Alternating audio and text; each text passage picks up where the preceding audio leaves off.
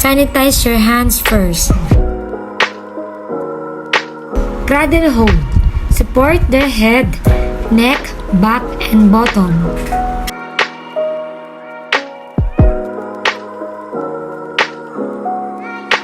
Lap hold. Put the infant on your lap while seated in the chair with your feet firmly planted on the floor. Their head must be facing up and your knees, while their feet should be tucked in your waist. Hip hold.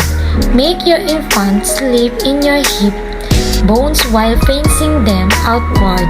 Allow them to gaze about by putting your arm around their waist. Shoulder hold. Use neat birthing cloth to manage the mess.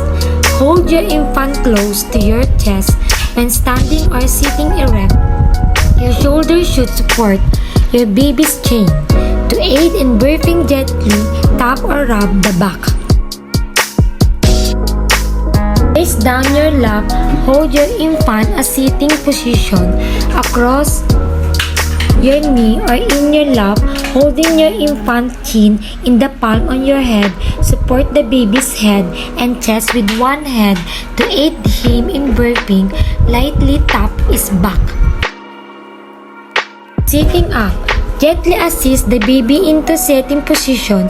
Support the neck and the head to aid him in burping. Gently pat or rub his back.